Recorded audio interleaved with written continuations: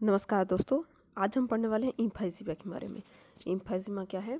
Respiratory tract में होने वाला एक डिसीज़ है जो कि किसके अंदर, सीओपीडी के अंदर देखा जाता है। तो सीओपीडी में एम्फाइजीमा और ब्रोंकाइटिस के कारण सीओपीडी होती है। तो पहले क्या होता है, एम्फाइजीमा हो जाती है, ब्रोंकाइटिस हो जाता है, उसके बाद सीओपीडी होती है। तो हम ब्रोंकाइटिस पढ़ लिए हैं इससे पहले वाले वीडियो में। आज हम पढ़ेंगे एम्फाइजीमा।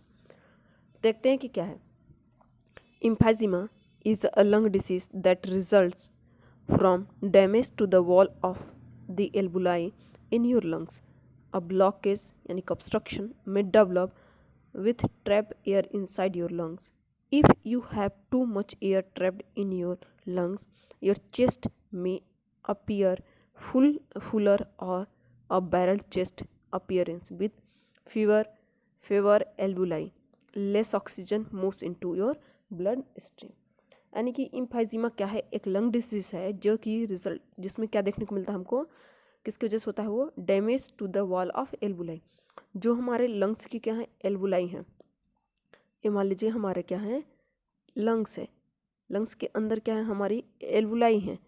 एल्वुलाई के अंदर जो हमारे एल्वुलाई की एक क्या है, वॉल है, उसमें क्या हो जाती हैं, उनके डैमेज होने के वजह से क्या होता है कि वहाँ पर ब्लॉकेज देखने को मिलती है। अब इन ब्लॉकेज के कारण क्या हो रहा है, हमें ये जो ब्लॉकेज है, ब्लॉकेज ऑब्स्ट्रक्शन में डेवलप, वहाँ पर डैमेज होने की वजह से ब्लॉकेज होने लगती है, obstruction which traps air inside your lungs, जिसकी वजह से क्या है, जो एयर है, हमारी ऑक्सीजन है, वो लंग्स के अंदर ही रह जाती है और बाहर नहीं आ पाती हैं। जिसकी वजह से क्या होता है, too much air trapped in your lung, जिसकी वजह से हमारे लंग्स के अंदर बहुत सारी मात्रा में एयर रह जाती है। तो उससे ऐसा फील होता है कि उसमें बहुत ज़्यादा फुल हो गया है वो, अपीयर फुलर और अ बैरल चेस्ट अपीयरेंस, और उसकी वजह से हमारा चेस्ट जो है वो बैरल अपीयर होने लगता है। विथ फेवर एल्बुलाई less oxygen move into your blood stream, जिसकी वजह से क्या होता है, जब हमारे लंग्स में क्या हो गई है, ये हमारा लंग्स है, जब हमारे लंग्स में, ये हमारा लंग्स है जो, इसमें ज़्यादा मात्रा में क्या हो गई है, एयर भरी हुई है, लेकिन ये बाहर की तरफ नहीं आ पा रही है, तो वो हमारे ब्लड स्ट्रीम में नहीं जा पाएगी। समझ में आया? ये हमारा क्या है, एम्फाइजीमा। अब हम देखते हैं एक इमेज के माध्यम से कि क्या होता है एम्फाइजीमा के कंडीशन में। ये देख रहे होंगे कि ये व्यक्ति का लंग्स है, ये नॉर्मल एल्वुलाई है और ये एम्फाइजीमा एल्वुलाई है। और आप देख सकते हैं कि इसमें किस तरीके से हमको देखने को मिल रहा है कि ये जो वाला पार्ट है, ये जो पार्ट हमको देखने को मिल रहा है, इसमें ये नॉर्मल हमको देखने को मिल रहा है, लेकिन इसमें आप देख सकते हैं कि कितना ज़्यादा जो ऑक्सीजन है, एयर है, वो फील है। ये दिख रहा है आपको। इमेज से समझ में आ गया। अब देखते हैं हम क्या इसके कॉजेस, किस कारण से हो सकता है ऐसा। Emphysema result from long term exposure to the airborne irritant includes, ऐसे ये क्या है, लंबे समय तक हमें ऐसे कोई एयरबॉर्न इरिटेंट है जिसकी वजह से ये सब होता है। उसमें से क्या हो सकते हैं, स्मोकिंग, सिगरेट स्मोकिंग की वजह से, which is the most common cause. जो इस सिगरेट स्मोकिंग है, उसके जो स्मोक धुएँ निकलते हैं लंबे समय तक यूज़ करने या उसके सिगरेट के स्मोकिंग में लंबे समय तक रहने की वजह से हो सकता है। दूसरा, chemical fumes specially in the work place, जहाँ पर हम काम कर रहे हैं वहाँ पर केमिकल या फ्यूम्स का क्या हो रहा है, वर्क हो रहा है, हमारा जो ऑक्यूपेशन है इन्हीं में सम्मिलित है। जैसे कि हम अगर कोल माइंस में काम कर रहे हैं तो कोल के जो डस्ट है, अगर शुगर केन में काम कर रहे हैं हम तो शुगर केन के जो है, कॉटन के जो रेसेस हैं, इन सब में काम करने की वजह से होने के चांसेस होते हैं। Vapour and dust specially in the work place, जहाँ पर वेपर्स हो, डस्ट उड़ रहे हों, वहाँ पर भी काम करने की वजह से ये हमको देखने को मिल सकता है। उसके बाद देखते हैं हम क्या देखते हैं, रिस्क फैक्टर क्या हो सकते हैं। रिस्क फैक्टर में क्या है, lungs damage in emphysema develop gradually in most people with the condition symptom start after age 40 year, यानी कि एम्फाइजीमा के जो ज़्यादातर केसेस हैं वो 40 ईयर के, यानी 40 साल के बाद के एज में हमको इसके सिम्टम्स दिखाई देते हैं, पहले नहीं दिखाई देते, आप भले काम कर रहे हो तो भी। नेक्स्ट है factors that increase your risk of developing emphysema including smoking, उन लोगों में ज़्यादातर हमको एम्फाइजीमा के चांसेस देखने को मिलते हैं जो लोग क्या करते हैं, फर्दर जो अभी हम आपको बताएंगे उनमें रहने की वजह से उनको ज़्यादा रिस्क हो जाता है। जैसे कि स्मोकिंग वाले पीपल में ज़्यादा देखने को मिल सकता है। दूसरा क्या है, पहला स्मोकिंग, दूसरा है being around second hand smoking. Second hand smoking क्या होता है कि जब पहला व्यक्ति जो स्मोक कर रहा है, उस जो स्मोक छोड़ रहा है, उसको एक दूसरा व्यक्ति जो उसके सामने है वो उसको क्या करता है, स्मोक को इनहेल करता है, उसको कहते हैं सेकेंड हैंड स्मोकिंग। नेक्स्ट है exposure to the indoor and outdoor pollution. Indoor और आउटडोर यानी कि हम बाहर में भी हमें एक्सपोजर हो रहे हैं, या तो फिर हमारा क्या है अंदर इनहेल भी हो रहा है अगर पॉल्यूशन, तो उस वजह से होने के चांसेस होते हैं। नेक्स्ट क्या है genetic, the uncommon condition called AAT deficiency rise the risk of emphysema. हमारे जेनेटिक में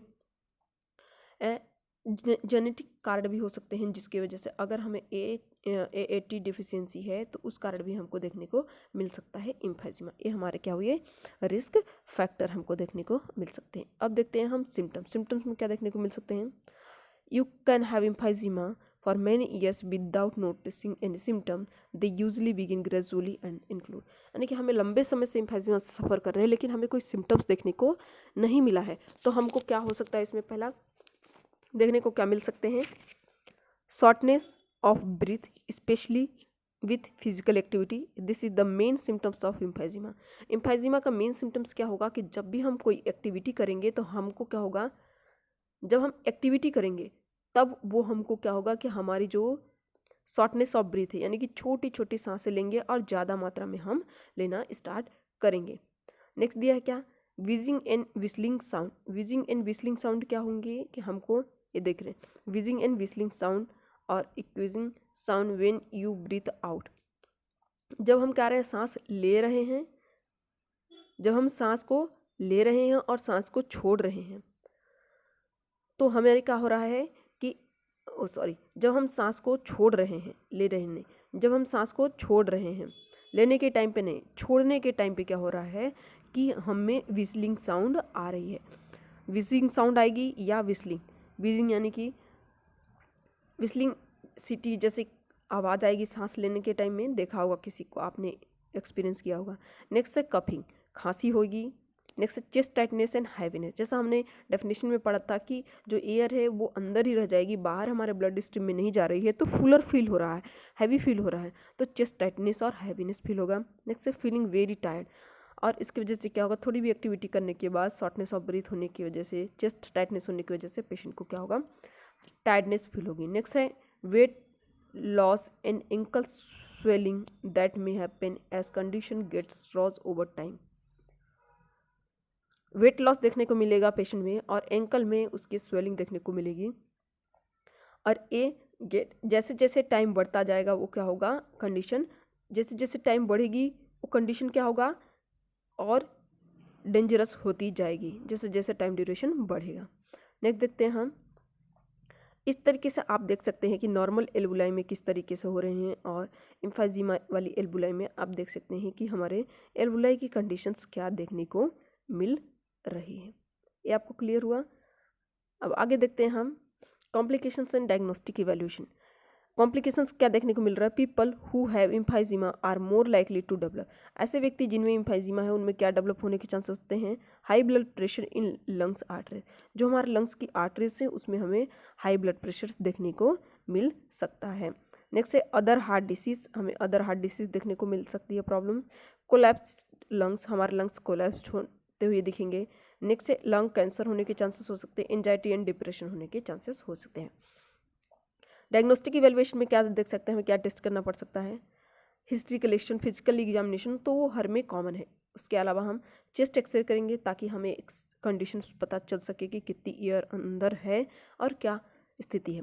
नेक्स्ट है कंप्यूटराइज्ड टोमोग्राफी, सीटी स्कैन करेंगे। नेक्स्ट है लंग फंक्शन टेस्ट जिसको हम पल्मोनरी फंक्शन टेस्ट करते हैं, इसको हम स्पायरोमेट्री के माध्यम से भी कर सकते हैं। एक इमेज में दिखाना चाहूँगी जिससे आपको क्लियर होगा। ये देख सकते हैं, ये क्या है हमारा, ये हमारी है चेस्ट एक्सरे, ये हमारा एक्सरे है, चेस्ट एक्सरे। इसमें आप देख सकते हैं कि ये जो वाइट वाइट पैचेस दिख रहे हैं आपको इधर पे, ये क्या है, हमारी एयर भरी हुई है जो कि हमें यहाँ तक देखने को मिल रही है, जहाँ पर हमने ऐसे डॉट डॉट लगाए हुए हैं। और ये हमारी क्या है, सीटी स्कैन, ये हमारा सीटी स्कैन है किसका, लंग्स का। सीटी स्कैन आप देख सकते हैं कि ये हमारे लंग्स की कंडीशंस दिख रहे हैं। इसमें आप देख सकते हैं कि कैसे कैसे वाइट वाइट पैचेस आपको देखने को मिल रहे हैं इधर। ये क्लियर हो गया आपको। अब हम देखते हैं प्रिवेंशन। प्रिवेंशन में हम क्या देख सकते हैं, जिन कारणों से हो रहे हैं उन्हीं को हम अवॉइड करने की कोशिश करेंगे। तो प्रिवेंशन में हम क्या देखते हैं, टू प्रिवेंट एम्फाइजीमा और to keep the symptoms from getting worse. इन सिम्टम्स को प्रिवेंट करने और उनको ज़्यादा डेंजरस होने से प्रिवेंट करने के लिए हम सबसे पहले क्या है, don't smoke, talk to your health care professionals about options for quitting. यानी कि हमें स्मोकिंग बंद करना है, स्मोकिंग करना नहीं है और स्मोकिंग को छोड़ना है, तो उसके लिए हमें अपनी हेल्थ केयर से बात करनी पड़ेगी। Stay away from second hand smoking. जो हम बता रहे हैं कि एक व्यक्ति पी रहा है और वो स्मोक को छोड़ रहा है, तो दूसरा व्यक्ति उसको क्या कर रहा है, इनहेल कर ले रहा है, तो उससे हमें क्या होना है, प्रिवेंट होना है अपने आप को। बियर अ स्पेशल मास्क और use other measures to protect your lungs if you work with the chemicals and fume vapours और डस्ट। अगर आप ऐसे एरिया में काम कर रहे हैं जहाँ पर क्या है, वेपर्स आ रहे हैं, डेंजरस वेपर्स हैं, केमिकल्स हैं, फ्यूम्स हैं, तो वहाँ पर क्या करें, आप मास्क का यूज़ करें या स्पेशल टाइप के किसी टाइप के प्रोटेक्शन को यूज़ करें जिससे आपको स्मोक आप इनहेल ना करें और आप एम्फाइजीमा से अपने आप को प्रिवेंट कर सकें। नेक्स्ट है avoid exposure to second hand smoking in the air pollution when possible. जब भी आपको ऐसा लगता है कि हम अपने आप को प्रोटेक्ट कर सकते हैं, तो वहाँ पर आप सेकेंड हैंड स्मोकिंग से अपने आप को प्रिवेंट करें, दूर रहें उससे। और एयर पॉल्यूशन जो भी हो, जैसे डस्ट है, पॉल्यूशन है, केमिकल्स हैं, उनसे दूर रहें। ट्रीटमेंट में हम क्या ले सकते हैं, ट्रीटमेंट है पहला ब्रोंकोडाइलेटर्स। जब हम सांस नहीं ले पा रहे हैं या हमारे जो ब्रोंक्यूल्स हैं, एल्बुलाई हैं, वो क्या हो रहे हैं, ज़्यादा नैरोड हो जा रहे हैं, तो उनको डायलेट करने के लिए ब्रोंकोडाइलेटर से लग सकते हैं। एंटी इन्फ्लामेटरी ड्रग्स, जो भी इन्फ्लामेशन हुआ है उसको प्रिवेंट करने के लिए एंटी इन्फ्लामेटरी ड्रग्स ले सकते हैं। कफ एक्सपेक्टोरेंट, जो कफ हो रही है, कफ को बाहर निकालने के लिए हम क्या कर सकते हैं, कफ एक्सपेक्टोरेंट ले सकते हैं। एंटीबायोटिक इन्फेक्शन को प्रिवेंट करने के लिए हम एंटीबायोटिक्स का यूज़ कर सकते हैं। तो ये रहा हमारा क्या आज का क्लास, जो कि एम्फाइजीमा पे था। ये आपको बहुत अच्छे तरीके से समझ में आया होगा। इसमें अगर आपको कोई भी डाउट होता है तो आप हमारे कमेंट बॉक्स में ज़रूर लिखिएगा। अगर वीडियो पसंद आए तो इसे लाइक, शेयर, कमेंट और सब्सक्राइब जरूर करें। तब तक के लिए थैंक यू सो मच। जय हिंद।